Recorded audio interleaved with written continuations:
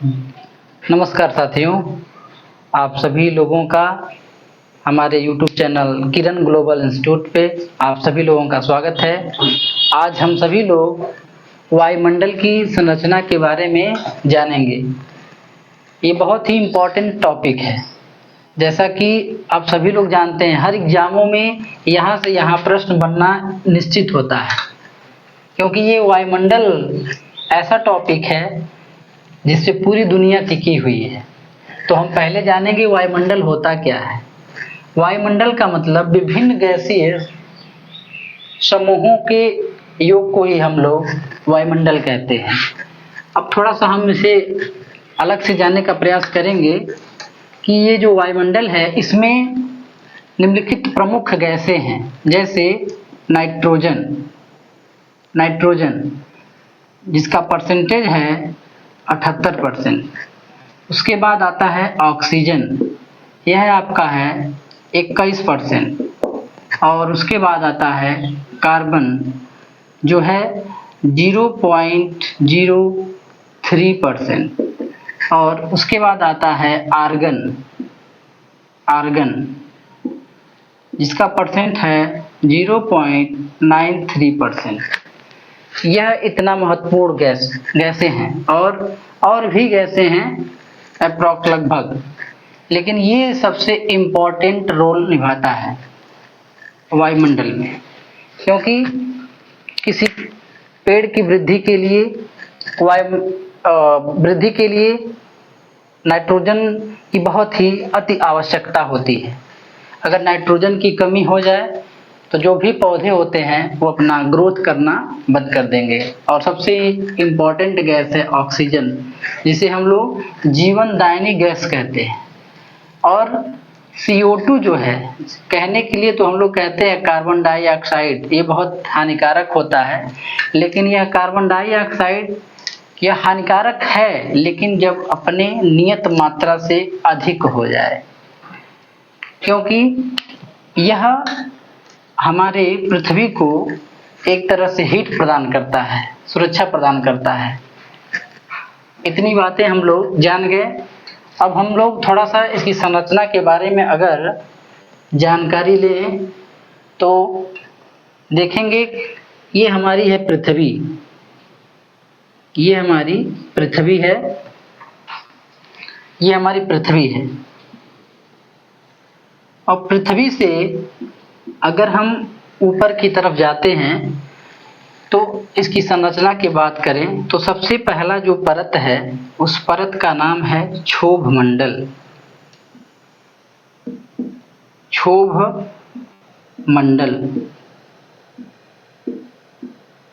जिसकी ऊंचाई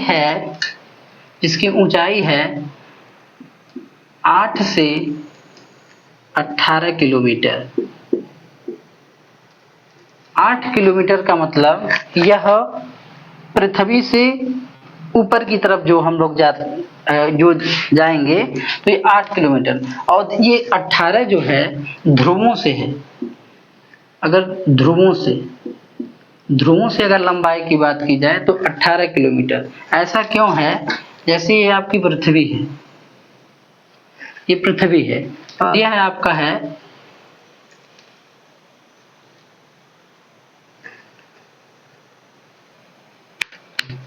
तो देखिए ये जो 8 किलोमीटर है, यह क्षोभमंडल की जो दूरी है ध्रुवों पे अगर पूछा जाए तो 8 किलोमीटर, और 18 किलोमीटर जो है यह विषुवत रेखा पर,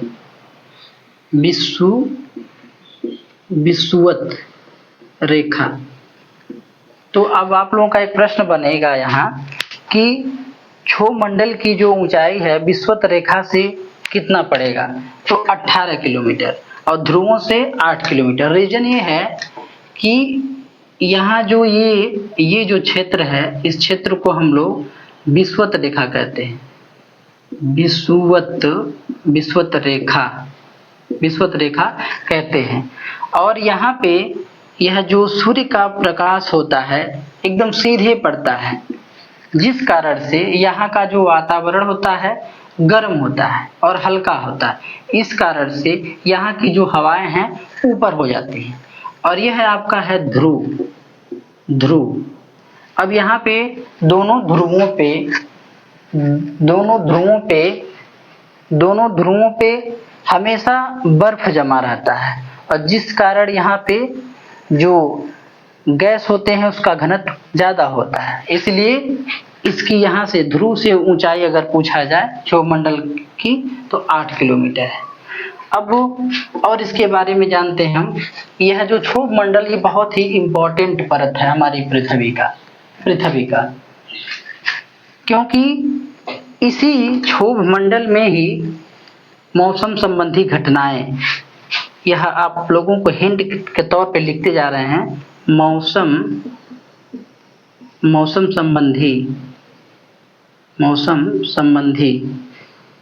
संबंधी घटनाएं इसी में होता है। मौसम संबंधी घटनाओं का मतलब आंधी, तूफान, वर्षा इत्यादि का होना इसी मंडल में पाया जाता है। इस मंडल को संवहन मंडल भी कहा जाता है। प्रश्न आए संवहन मंडल किसे कहते हैं, तो इस क्षोभ मंडल को ही हम लोग संवहन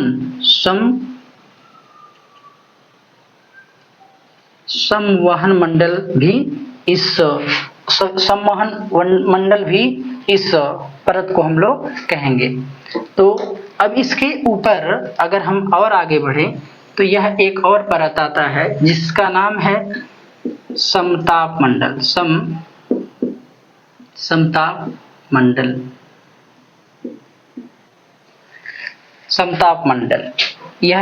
ये सबसे इम्पोर्टेंट यह भी एक मंडल है, क्योंकि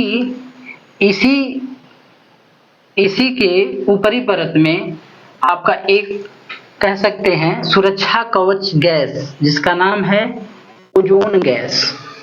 क्या नाम है? ओजोन।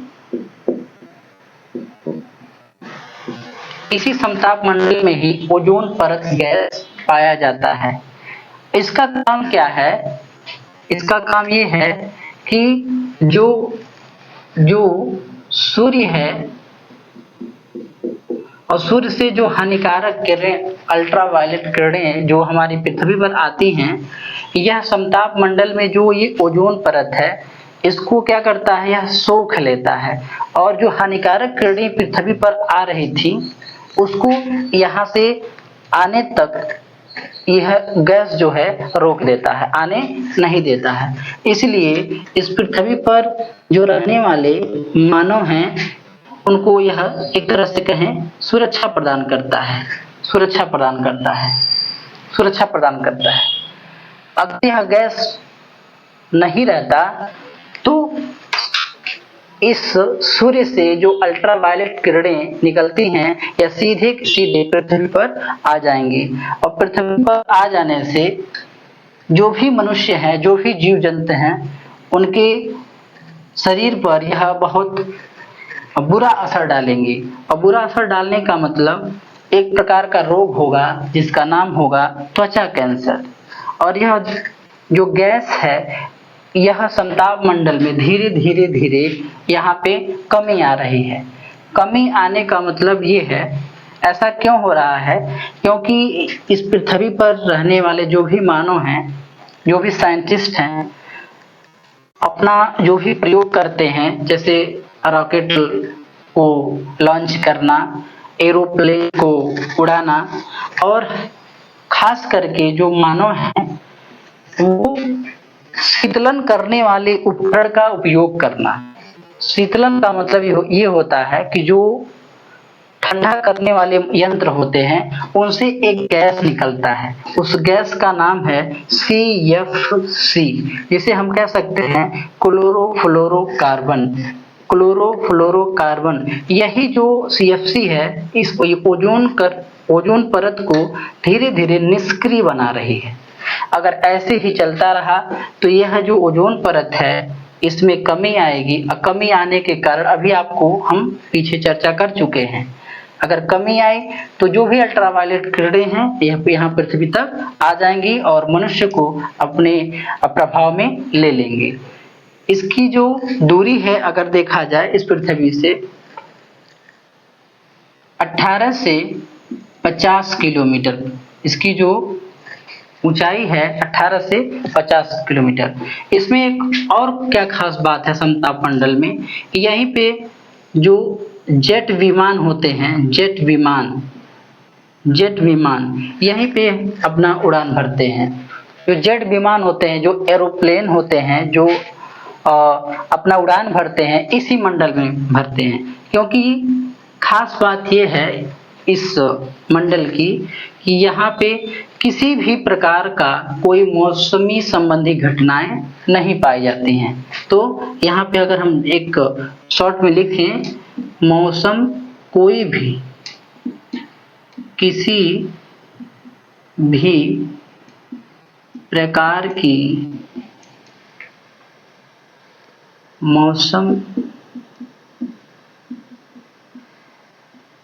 संबंधी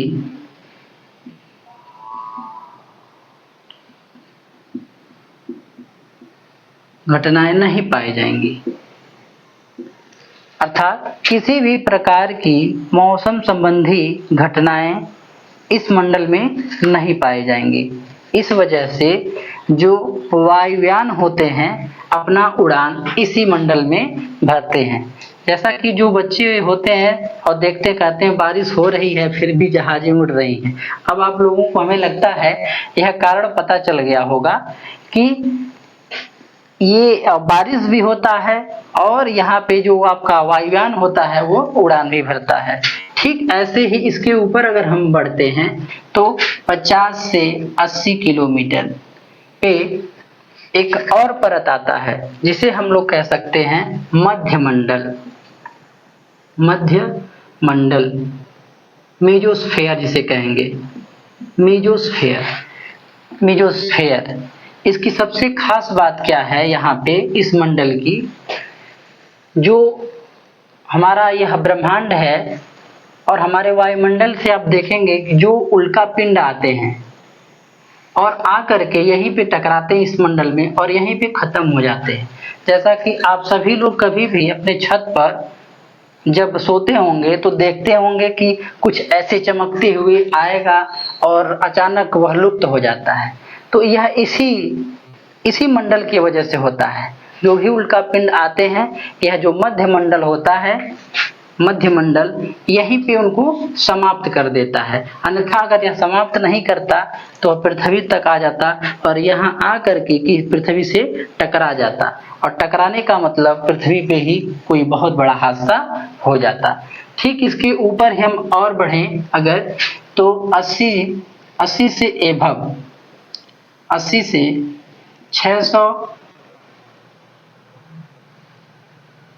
640 एक आता है आपका आयन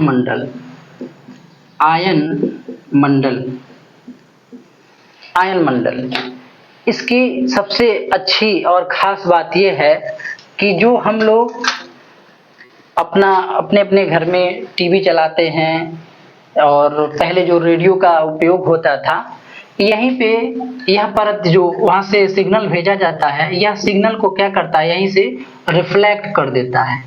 अर्थात जो भी हम लोग तरंग भेजते हैं एक जगह से दूसरे जगह सूचना वो तरंग के माध्यम से, यही जो मंडल है वो यहाँ से वापस भेज देता है। अगर यह मंडल नहीं रहता तो जो भी हम तरंग भेजते हैं, सूचनाओं को भेजते हैं तरंग के रूप में, हमारे पास पहुंच नहीं पाता और हमें सुनाई नहीं देता। सबसे खास बात है इसका कि रेडियो तरंगों को परावर्तित करना। क्या करना? रेडियो तरंगों को परावर्तित करना। तो यह प्रश्न आएगा कि कौन सा जो मंडल है जो रेडियो तरंगों को परावर्तित करने का काम करता है, तो आपका उत्तर होगा आयन मंडल। और सबसे आखिरी जो मंडल है 600 से 640 से ऊपर जो है आपका, तो कहेंगे बहिर्मंडल। यहाँ पे बहुत हल्की गैस जैसे हीलियम, नियान इत्यादि इसमें सबसे हल्की गैसें यहीं पे पाई जाती हैं और पृथ्वी से जो भी उपग्रह लॉन्च किए जाते हैं इसी मंडल में स्थापित किए जाते हैं, यानी उपग्रह। उपग्रह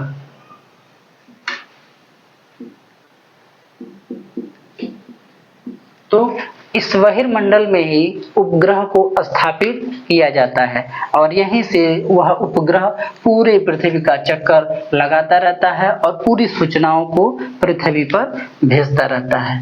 यहाँ तक आप सभी लोग इतने छोटे ही पोर्शन में आप लोगों को बहुत ढेर सारी जानकारी दी गई हैं। अगर आप लोग इसे अच्छे से पढ़ें और समझें तो लगभग हम जानते हैं कि इससे बहुत ढेर सारे प्रश्न हैं जिनका आप उत्तर दे सकते हैं। इस तरह से आप सभी लोगों को यह वीडियो अच्छा लग रहा हो तो आप सभी लोग लाइक करें और सब्सक्राइब करें, शेयर करें ताकि हम लोगों का मोटिवेशन बना रहे और आप सभी लोगों के लिए एक एक टॉपिक पे सरल से सरल तरीके से आप लोगों के समक्ष रखा जा सके। धन्यवाद।